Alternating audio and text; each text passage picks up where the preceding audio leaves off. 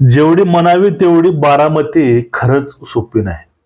कारण बारामतीमध्ये बसलेले करामती काका नेमकं काय काय आणि कुठल्या कुठल्या लेवलचे खेळ खेळतील, डाव टाकतील, हे काही सांगता येत नाही. संजय राऊत पाठीमागे बोलले होते की काका समजायला 100 जन्म घ्यावे लागतात. पण एका जन्मामध्ये काही वर्षामध्ये खूप अशा लोकांना काका समजलेत. पण आता जो काही नवीन एक घोळ त्याने घालून ठेवलाय, तो घोळ म्हणजे माननीय स्वर्गवासी अजितदादा पवार यांच्या पत्नी म्हणजे महाराष्ट्राच्या पहिल्या उपमुख्यमंत्री, महिला उपमुख्यमंत्री सुनेत्राताई पवार यांची जी काय आता पोटनिवडणूक आहे बारामतीमधील म्हणजे दादाच्या जागेवरील, त्या पोटनिवडणुकीसाठी सुप्रिया सुळे म्हणतात की आम्ही या ठिकाणी आमच्या वहिनीच्या विरोधामध्ये माणूस उभा करू शकत नाही. बाकीचे इतर पक्ष आहेत तेही नाही म्हणतात, उदाहरणार्थ शिवसेना उद्धव ठाकरे यांचे. पण इथं काहीतरी वेगळंच मूर्त आहे, म्हणजे दाखवायचे दात वेगळे आणि दात खायचे वेगळे, अशी सध्या अवस्था ही या सगळ्या प्रकरणामध्ये येऊन बसली आहे. ह्याचे कारण, मुद्दे, डॉट्स हे असे आहेत, यातून संशय बळावतो की हे काहीतरी दिसतंय तसं सोपं नाही, याच्या मागे काहीतरी नवीन मास्टर माइंड आहे. मित्रांनो, रामकृष्ण हरी. आपल्याला आज याच व्हिडिओमध्ये याविषयीच पूर्णपणे सविस्तर प्रूफ सहित माहिती घ्यायची आहे. थोडी सर्वांना विनंती आहे, चॅनलला सबस्क्राईब करा, बेल आयकॉन दाबा आणि व्हिडिओ जास्तीत जास्त लोकांपर्यंत पाठवायची कामं करत चला. बघा, झालं असं, सध्या बारामतीमध्ये पोटनिवडणूक लागणार आहे दादांचे आणि कर्डेले साहेबांचे नगरमधून. दोघांच्या जागेविषयी दोघांचे इथं मृत्यू झालेला आहे. आणि त्यामध्ये सुप्रिया सुळेंचं म्हणणं आहे की आम्ही वहिनीच्या विरोधामध्ये उमेदवार देणार नाही. पण जे विजय वडेट्टीवार जे नेते आहेत काँग्रेसचे, त्यांनी जे वक्तव्य केलंय ते वक्तव्य अतिशय महत्वाचं आहे. ती वक्तव्य अतिशय महत्वाचं का बरं आहे? पहिलं कारण तुम्हाला सांगतो मी की ते वक्तव्य काकाची राज्यसभा याच्यामध्ये जो काही तफावत आणि एक घनिष्ठ एक संबंध आहे, तोच काकाला एक्सपोज करणार आहे, हे काँग्रेसला एक्सपोज करणार आहे. बघा, वडेट्टीवारचं म्हणणं असं आहे की विलिनीकरण हा विषय होता तेव्हा काँग्रेसची चर्चा केली नव्हती. सुप्रिया सुळे म्हणाल्या सुनेत्रा वहिनी विरोधात कसा उमेदवार देणार, म्हणजे ज्या वेळेस विलिनीकरणाचा विषय यांच्यामध्ये होता त्यावेळेस यांनी आम्हाला कुठल्या प्रकारची चर्चा केली नाही. ह्याचा अर्थ काय?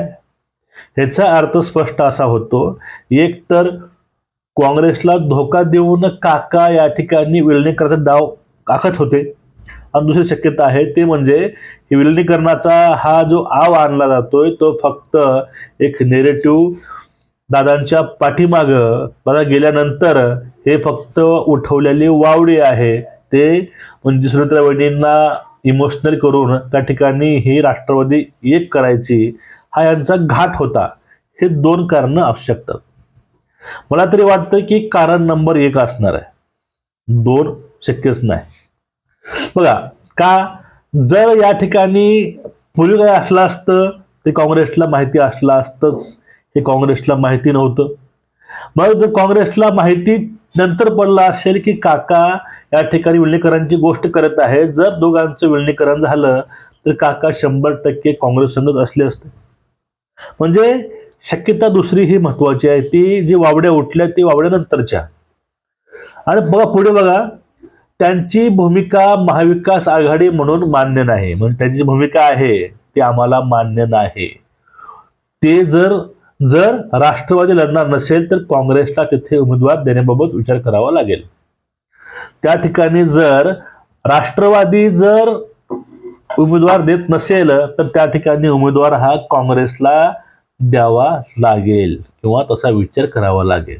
हे असं त्यांचं सरळ साधं वक्तव्य आहे, त्याचा कुठलाही असं वेगळा अर्थ नाही, सिंपल वक्तव्य आहे. पण ह्या सगळ्यामध्ये तुम्हाला काही गोष्टी मी दाखवणार आहे, म्हणजे माझ्या बोलण्यातनच. विषय असा आहे, जर या ठिकाणी काकांनी यांना पूर्वकल्पना दिली नसेल किंवा काकांचं यांना काहीच माहिती नसेल आणि जर ही भूमिका तर यांना मान्य नसल्या असती तर पहिला विषय 10 आमदार असताना, काँग्रेसचे 16 आमदार असताना काकाला राज्यसभेवरती का पाठवलं, हा विषय पहिला. आणि दुसरा विषय ते म्हणजे जर 10 जागा असताना आमदारकीच्या काकांना 15 जागा असून त्या ठिकाणी काँग्रेसनं मोठं मन केलं त्या ठिकाणी पाठवायला राज्यसभेवरती. समजतो मला?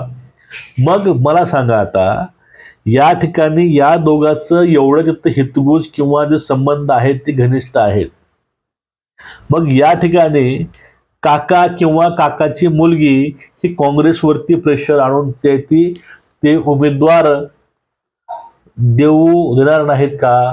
पॉसिबल आहे.